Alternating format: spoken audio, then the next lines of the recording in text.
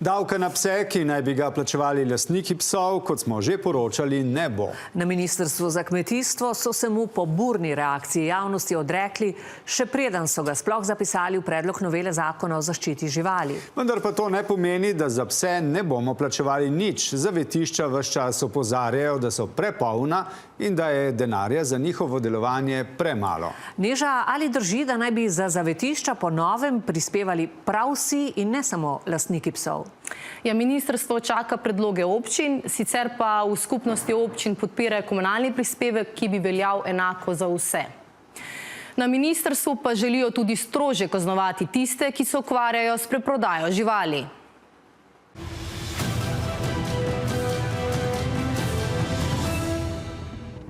Zakaj je stanje v zavetiščih alarmantno? V Sloveniji za zapuščene živali skrbi 16 zavetišč. Prostora imajo za skoraj 700 mačk in 400 psov. Občutno premalo, če je bilo predlani v zavetišča sprejetih več kot 1500 psov in skoraj 9900 mačk. In od kod dobijo zavetišča denar? Občine krijejo stroške zapuščenih živali prvi mesec, nato stroške prevzamejo zavetišča. Po 4 mesecih, če živali ne najdejo doma, zanje plačuje država. Lani več kot 1,7 milijona evrov. Ministrstvo za kmetijstvo zdaj predlaga, da bi občine stroške krile 2 meseca do 180. dneva država, potem pa 80% zavetišča in preostalih 20% država.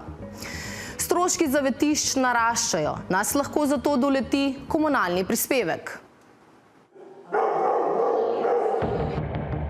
Zavetišča so postala deponija za živali, ki se jih naveličamo. Neposredno Barbara Mihelič, direktorica ljubljanskega zavetišča, kjer žival pristane tudi večkrat. Za žival mora biti vsak dan zagotovljeno vse. Mi ne moramo čakati na spremembe zakona, tudi ne prosjačiti za donacije. Smo v zadnjih 2 letih zavetišča precej zapolnjena. 90 dni je zapuščena žival strošek in breme zavetišča. Si predstavljate, da moramo zbirati prostovoljne prispevke, zato da lahko zdravniki na urgenci šivajo rane? Zavetišča prevzemajo skrb za tuje živali, opozarja Alenka Klemenčič, ki že 30 let šola pse. Se izkaže, da so bili psi iz ali zavetišč ali uvoženi preko raznih društev iz tujine, predvsem iz Balkana. Boljši nadzor inšpekcije in več kazni, apelira Maša Cerjak-Kastelic z Društva za zaščito živali. Pogosto dobivamo od posameznikov sporočila, da inšpekcija ne ukrepa, da ne pridejo na teren. Ključno je, tako župan Kočevja Gregor Košir, da zmanjšamo pritisk na zavetišča. Če že neki simbolni prispevek mora biti bolj razdeljen, ali bi ta prispevek kot nek simbolni prispevek omejili na gospodinjstvo? Če smo pošteni, je živali toliko, da verjetno bi bilo prav, da kar vsi majčkano participiramo tukaj zraven. Koliko so lani za zavetišča plačale občine? Samo 12 mestnih občin lani skupno 1,3 milijona evrov. Največ ljubljanska, skoraj 706 tisoč evrov. Plačujejo neomejeno. Mariborska dobrih 124 tisoč, koprska 131 tisoč evrov. Med 212 občinami pa jih skoraj četrtina oziroma 56 nima dogovora z nobenim zavetiščem. Med njimi tudi Velenjska. Zato, ker so zavetišča prezasedena. Nezakonita trgovina s psi. Mačkami je tretja najbolj dobičkonosna nezakonita dejavnost v Evropski uniji. Takoj za trgovino z mamili in orožjem.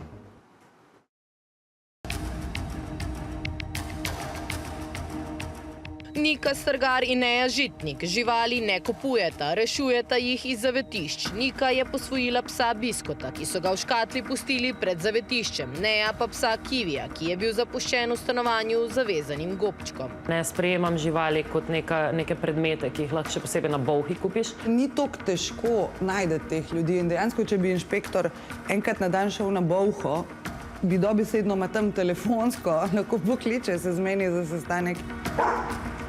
Prodaja kužkov prek spleta, na Bolhi in družbenih omrežjih. Prodajalci kupcem obljubijo, da ima pes vse papirje. Ako želijo svojega novega člana registrirati, ne letijo na težave, pojasnjuje veterinar Marjan Kastelic. Ljudje smo neučakani, psa hočemo takoj in seveda tu svoje odigra internet in ljudje se odpravijo dostikrat neuko v tretje države. Največkrat gre za pasemske pse višje vrednosti. Je bil kuža na primer iz Srbije, kjer je bil mikročipiran, ima bolgarski, ima romunski potni list in vemo, da zadeva ni opravljena po pravilu in takega psa seveda ne moremo registrirati. O tem obvestijo inšpektorje. Na koncu tak kuža ne košta nič dosti ceneje, treba dati upravni postopek čez in navadno tudi kazen.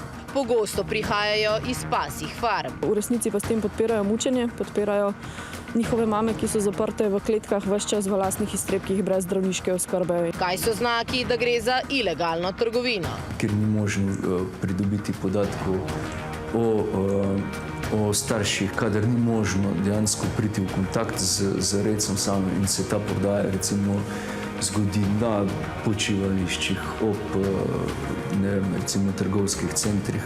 Tudi v ljubljanskem zavetišču so naleteli na takšne primere. So to mladički, ki so neregistrirani, ponavadi jih je večja količina, ponavadi so tudi bolni. Pes z rodovnikom nam zagotavlja, da je kakovostno vzrejen. Že če bomo rekli stvar, predmet, pralni stroj, iščemo garancijo, pogledamo od proizvajalca, kje dobimo.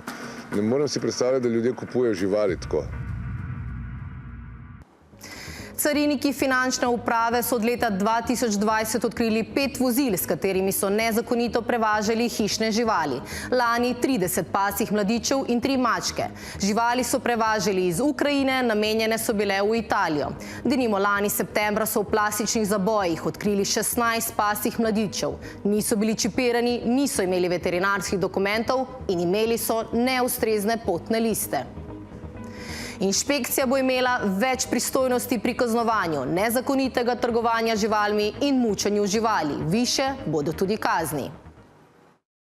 Ukolikor se zaseže oziroma ugotovi, da je kršitev in imamo transport nelegalen malih živali v avtomobilu, bo možnost zasedbe avtomobila kot takega. Ali bomo gospodinjstva dobila nove položnice s komunalnim prispevkom, bo jasno konec meseca, ko bo ministrstvo predlog posredovalo v javno obravnavo. Podrobnejša analiza pa na 24ur.com.